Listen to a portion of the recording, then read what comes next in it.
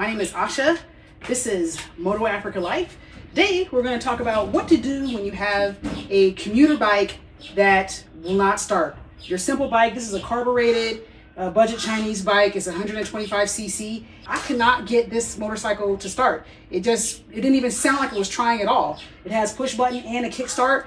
So I decided to take the opportunity to show you guys how I troubleshot what was wrong with the bike to get it to start running again. If you have any motorcycle, what are the 5 basic things that a motorcycle needs to run? Every motorcycle needs this, whether you have a simple motorcycle like this or a more advanced motorcycle. The only difference is that each aspect may be more complicated to troubleshoot. Always, if you have a problem with your motorcycle, it's going to be one of these 5 things. So we're going to go into what are the 5 things that a motorcycle needs to run, and I'm going to show you in this particular case, what did I do? It was a simple fix, but it may help someone out there. So let's get started.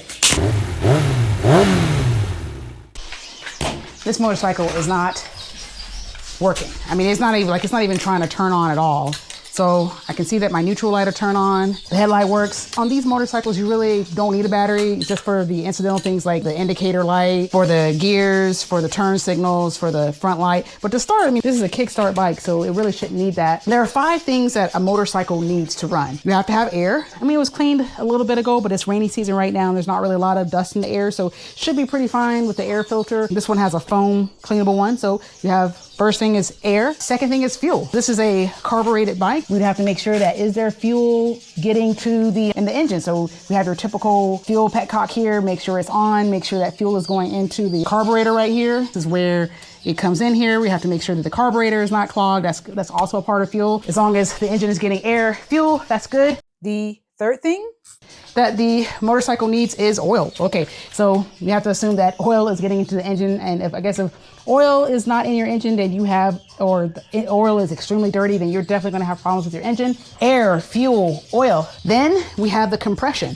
When it's going through when the piston's going up and down, the pressure that it's producing for the combustion stroke that comes from the spark, that comes from the spark plug. So if the pressure in here is too low during the piston strokes, you're not gonna be able to get any power out of the engine. And then the last thing after compression is spark. So this is where the spark plug goes. Here is the previous spark plug that was on it. That was here. And this is another spark plug that I have, because one of my first thoughts is, I know there's oil in the engine. The oil wasn't changed that long ago. It's not been sitting, but it's not driven a lot, so oil should be fine.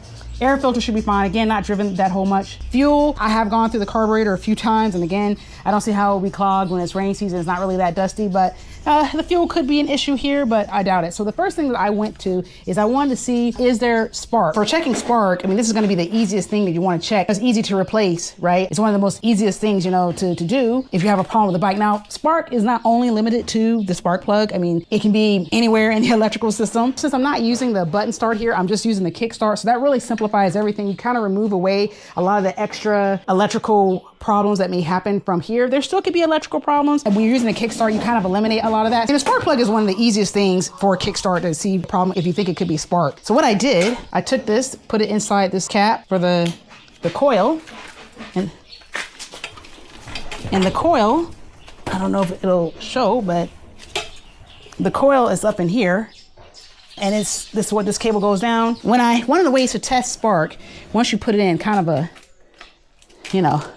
low budget way, now it has spark. So I don't know if you can see that. And I'm seeing that it has spark now.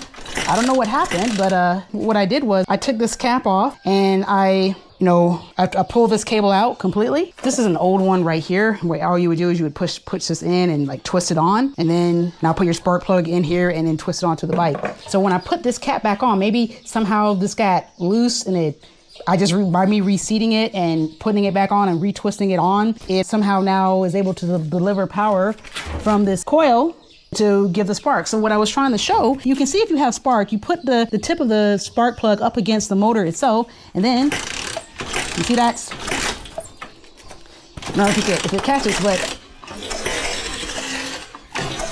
so you can easily see that spark there. So now what I'm going to do, I'm going to take the spark plug out, and I'm going to twist this back in to the hole, because before I was not getting spark at all, like zero. So I was very pleased that after reattaching this again, taking it off, re-putting it back on, suddenly I'm able to get some spark. I just hand tighten it. This is a 17 millimeter for this bike. I like to put it on. Okay, that's hand tight enough.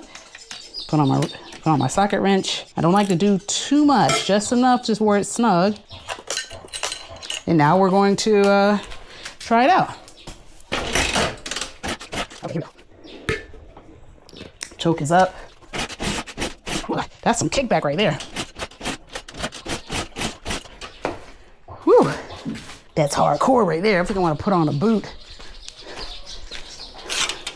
because I'm getting all this kickback.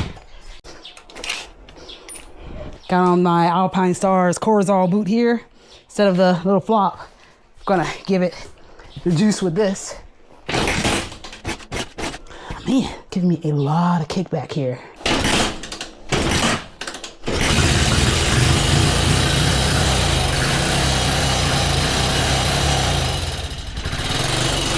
All right, time to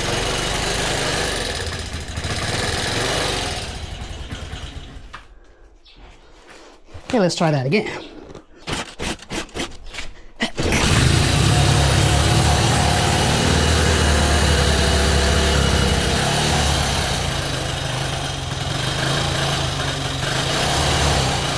Oh, it looks like it wants to die. All right, I'm gonna keep it on the choke for a little bit because we want it to die without the choke. So although the bike hasn't been sitting super long, it has sat for about, I don't know, close to a week. Probably the fuel just needs a little bit of a coercion to start flowing throughout the system.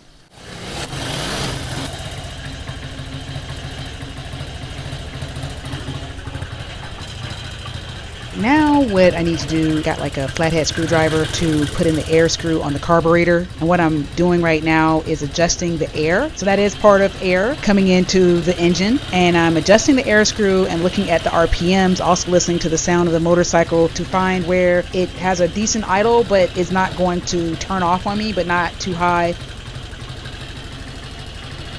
Not exactly how a mechanic should have their footwear, a little bit different. A little bit of a mismatch here, but hey, it works. This is the choke. That's all the way down now, so that's really, really good. Now even the buttons start work, so that's awesome. Thank God. Okay, I hope you found that useful to see how I was able to fix this bike and how I use the 5 steps to troubleshoot what could possibly be wrong with the motorcycle, to know where to start. Again, your motorcycle may be way more complex, so the system that delivers spark, or the systems that deliver air or fuel to the engine might be way more complex. But as long as the motorcycle are getting those 5 elements, the motorcycle will run. I'm not saying it may run perfectly. You may have other auxiliary or ancillary issues that cause the degradation of the working of the motorcycle, but just strictly talking about the motor itself, to get that motor to start running, you need 5 things. So I am an American expat here and learning how to ride a motorcycle here in Africa. How I got started riding motorcycles is I started learning to wrench on motorcycles first before I learned how to ride on one. So anyway, I hope that you found this useful. Just please like and subscribe if you want to follow my adventures and my journey as I learn how to ride here in Africa, and maybe some tips and tricks every once in a while from the mechanical side of things. And till next time, bye!